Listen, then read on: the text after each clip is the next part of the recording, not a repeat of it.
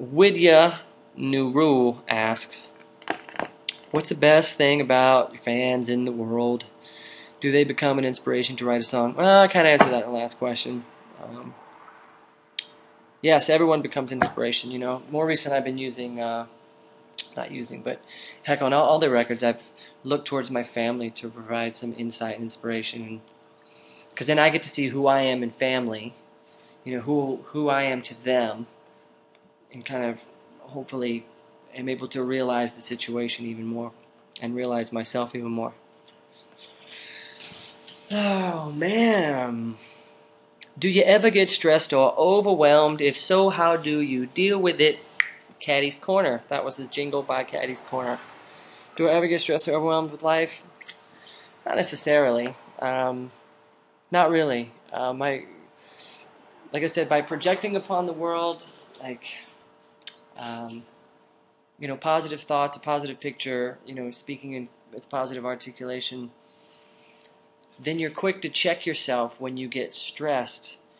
You know, like, it shows up faster for you. Like, wow, why am I going this direction? And usually, being stressed or overwhelmed is you kind of like feeding this story in your head, when really the circumstances around you are probably quite stable and quite safe.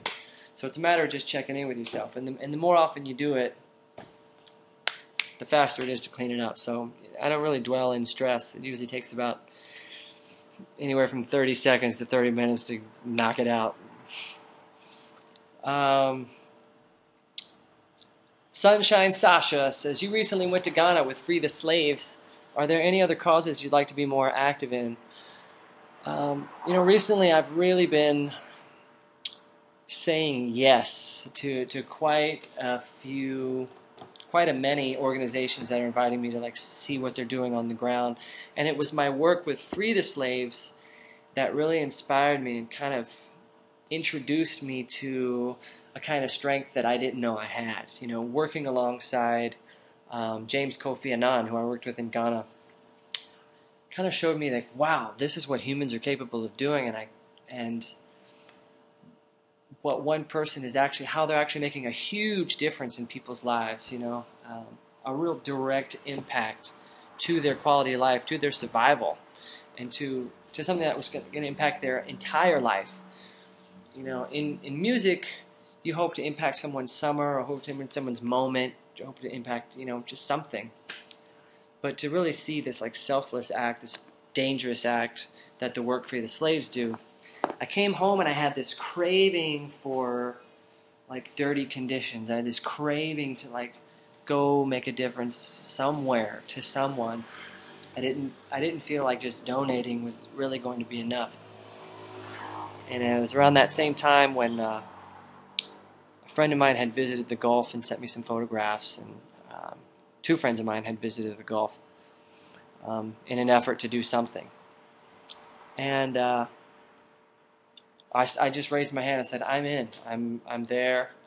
And what was odd is, you know, I took my girlfriend. We decided we were going to take a week and go to the Gulf. We want to see a beach that's out of service. We want to be of service to whomever is down there that needs assistance right now, whether it is they need resources, awareness, tools, products, food, clothing. And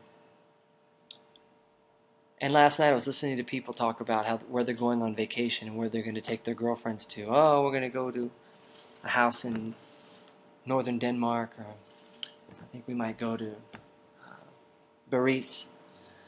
And I realized I spent a week at the Gulf, and you know, ever since then I kind of wish I hadn't, because it's such a huge issue. It's so vast. There's so many different nooks and crannies and facets to it.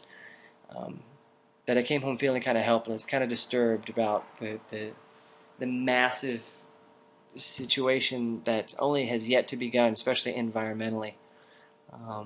We haven't even begun to see what the destruction is all about and how it's going to affect us through the years.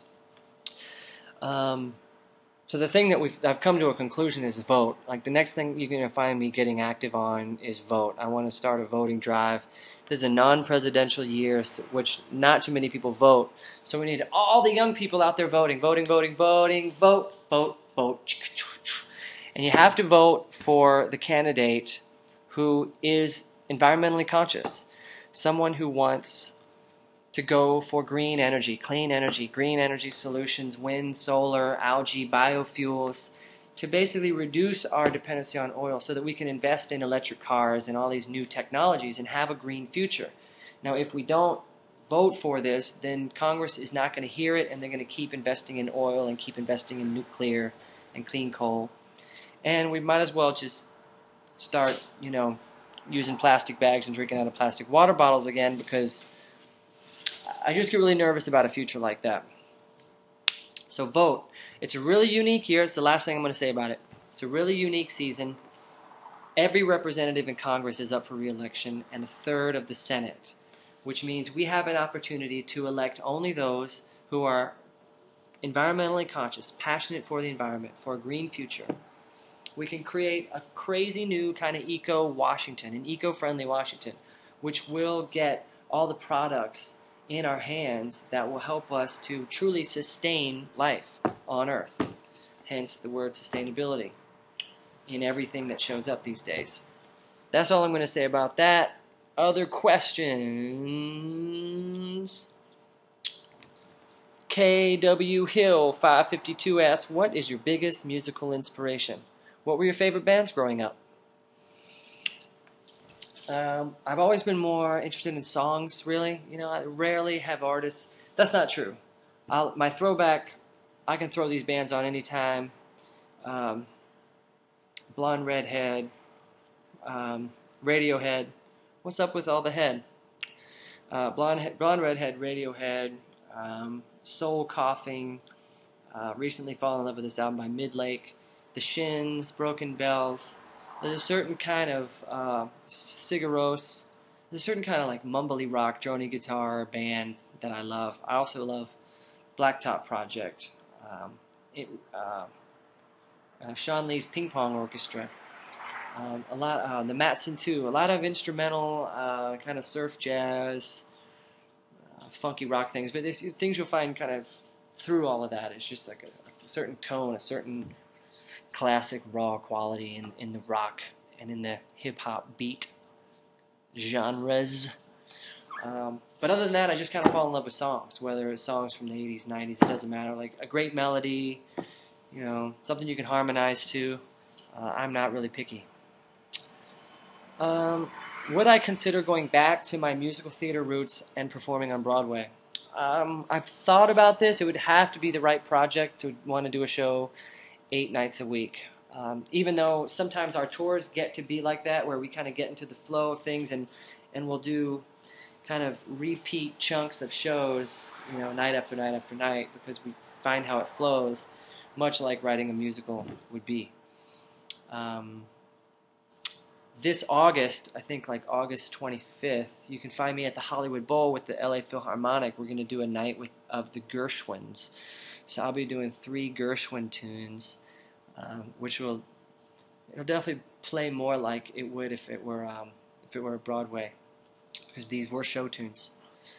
But I'm really excited about doing that because it's in my blood, and it's a departure from what I've been up to recently.